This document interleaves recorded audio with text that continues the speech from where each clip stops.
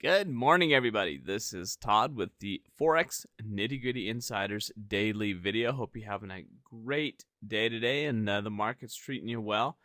We just have come through a little bit of volatility here over the last couple of days with the presidential elections. Yesterday we had the U.S. stock market drop 300 plus points, so a pretty strong down day yesterday. Today the market's pretty flat, not a whole lot happening with it. Gold is about where it was, oil's about where it was also, so not a whole lot of movement over the last few days. Now what I want to look at here is just what's been going on after this movement. We can see, and let me blow this up a little bit, you can see the big movement here that we had, and I'll highlight this, the last while here, and then we've seen this sideways movement.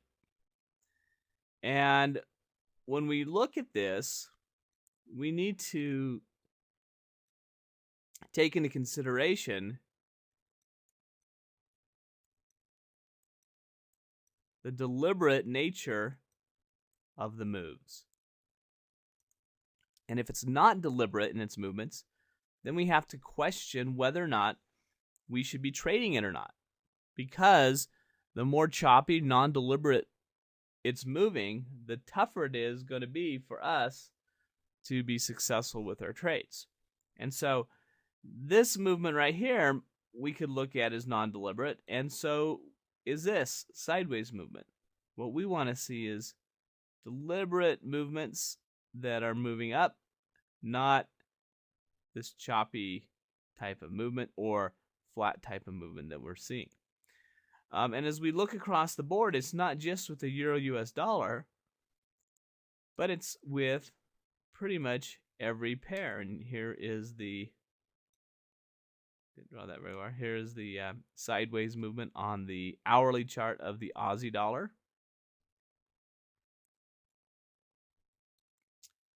US Swiss franc. We have the same type of sideways movement.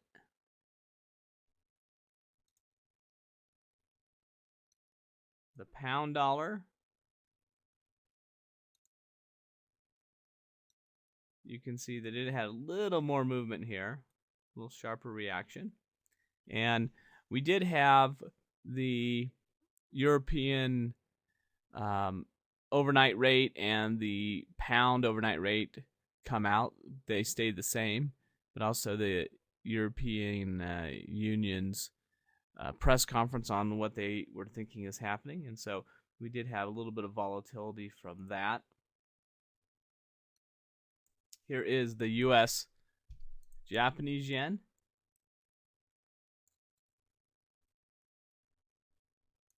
And you can see it's sideways movement. And last but not least, the US CAD.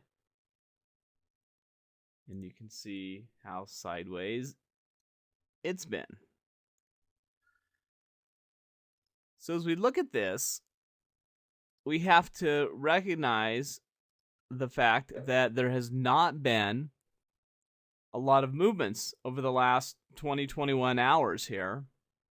And a lot of times you'll see that. You'll see the movement flatten out. You know, after we have a big move, things will settle down a little bit.